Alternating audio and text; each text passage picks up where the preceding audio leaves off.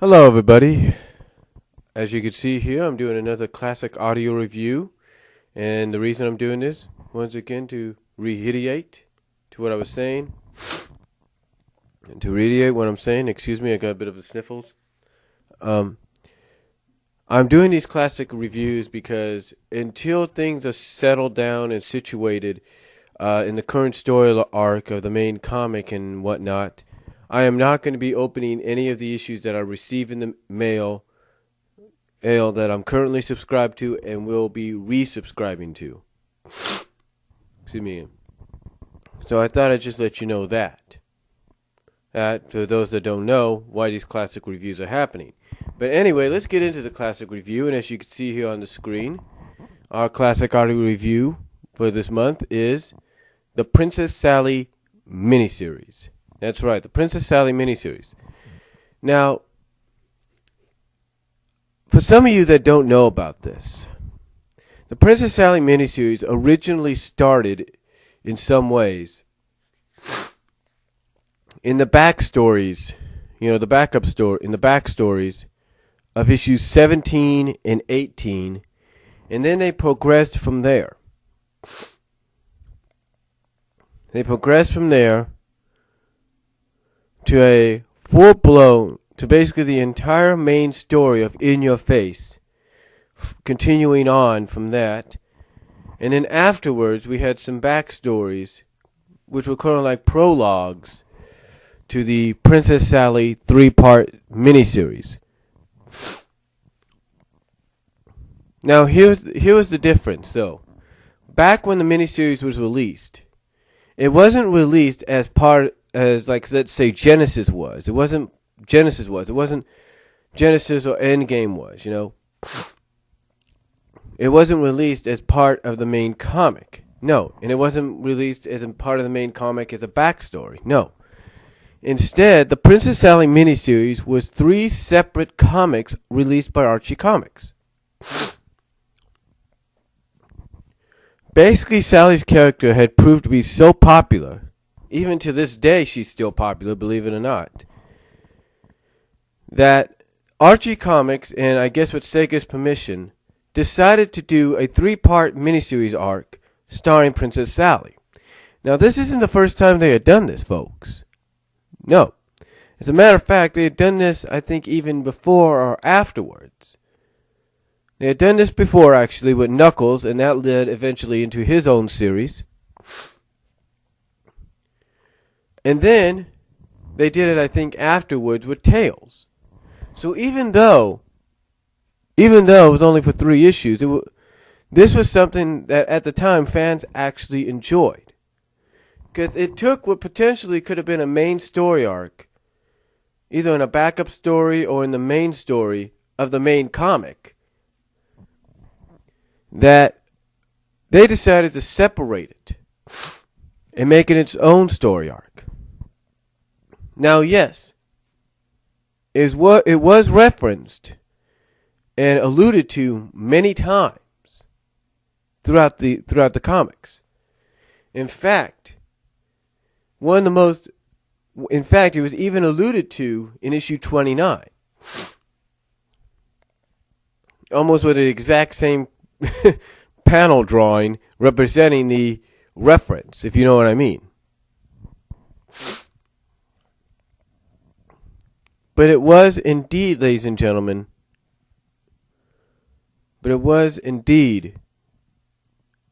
referenced many times throughout the main comic. Heck, it was recently represented in the main comic about a year or 2 ago when Sally was put on trial by the Royal Council, and mostly Hamlin. So, to say that this miniseries has had an impact is saying a lot, because it did. Because it showed, actually, because it proved that Sally, to many, in the eyes of many, was the only non-Sega character to get the own miniseries. But when you think about it, you take a look at all the merchandise around, whether it's from Sega World or or not, or whether it's books like of how to draw Sonic and Sonic the Hedgehog and Company, or whether it's novels and all that, you see her on there. You see her there. So it kind of tells you that she's created such an impact that whether Sega would come out and say it, she's definitely a major part of the franchise, gaming or not. But getting back on topic here, the Princess Sally miniseries, like I said, its origins, in my opinion, started in the back issues, not in the back issues, but in the backstories of issues 17 and 18, continued on in the 48-page special, in the main story of the 48-page special, In Your Face, continued on with a 2-part implage story that was a backstory in the main comics. I think it was around 19 and 20, I believe. And then that implage in those backstories led us to the miniseries. Now the miniseries did introduce the implage as well as the miniseries did introduce us to some new characters. More importantly, it introduced us to the character of Jeffrey St. John. Yeah, I know there's a lot of you out there hearing that name right now that are probably putting your thumbs down on the guy. But anyway, it introduced us to Jeffrey St. John.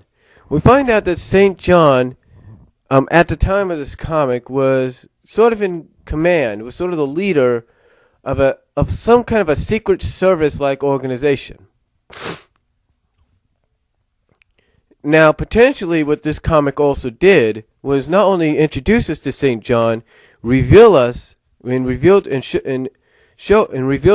he was the leader of a secret service, but at the end of all it introduced us to St. John as a new rival, potential love interest, and potential love rival to Sonic. Basically, when it came to romance, came to love interest, potential love boyfriend rival to Sonic. Now, there's no doubt that this comic also introduced the fact of whether or not you could trust St. John, the integrity of his character. Because you see, at first, when you read the first issue, at the end of it, it looks like St. John's working for Eggman. Now, what's unique about this is, for the first time in the comics, in a full-fledged story, not just a short appearance in an earlier issue, in a real earlier issue, like at, say, the very beginnings, but full-on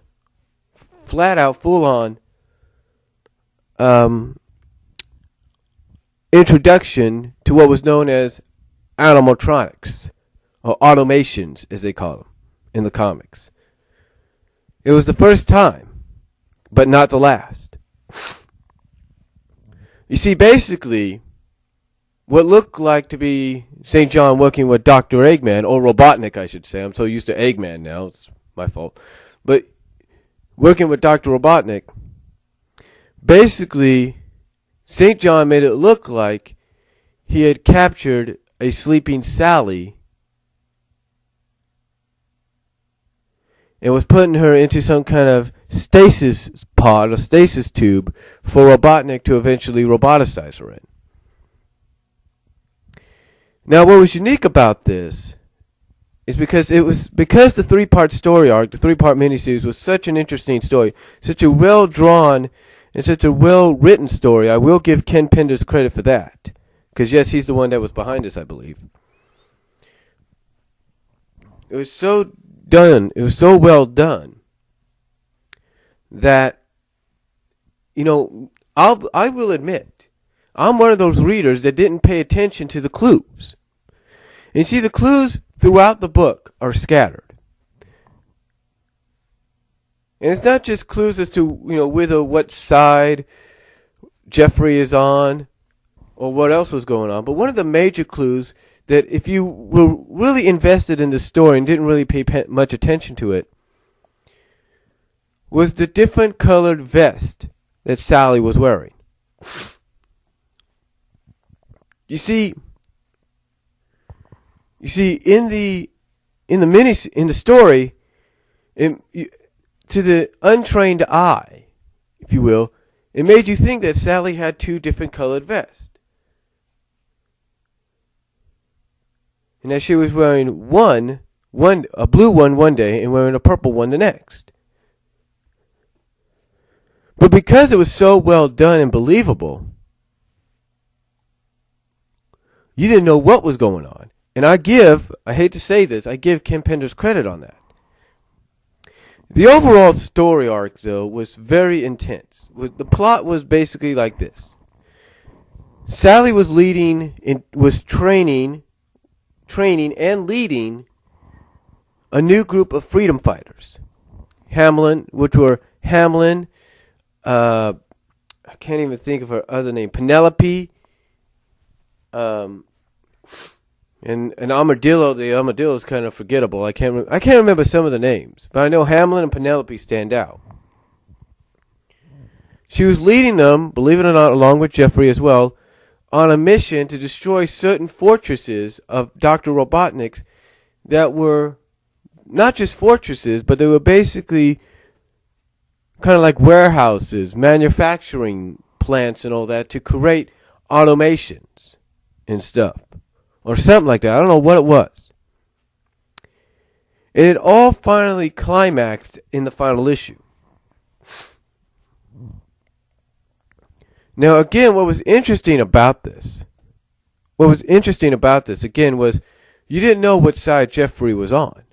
In fact, even Hamlin questioned what was going on.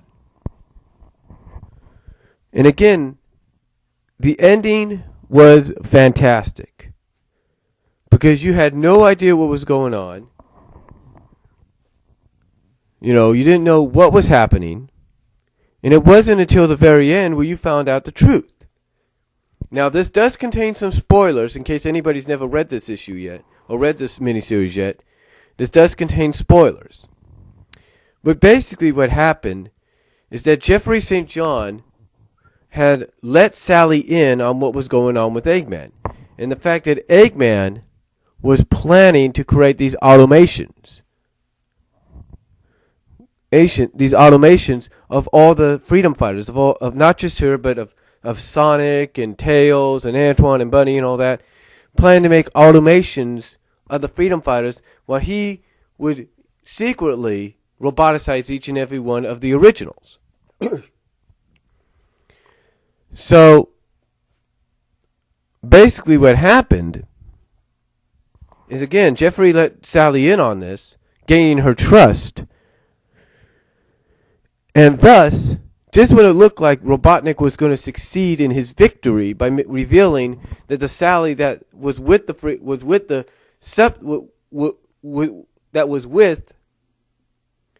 the trainees, if you will, the freedom fighters in training, just as he was about to revel in the victory and gloat about the fact that Sally was one of his automations and he was about to roboticize the real Sally, that's when things started to really still be a little confusing.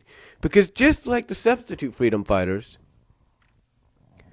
if you were new to the comic and you were reading this for the first time, you would think, oh my God, Sally got blown up in the roboticizer. Because the roboticizer that she was placed in, or supposedly placed in, malfunctioned, and it ended up blowing up from the inside.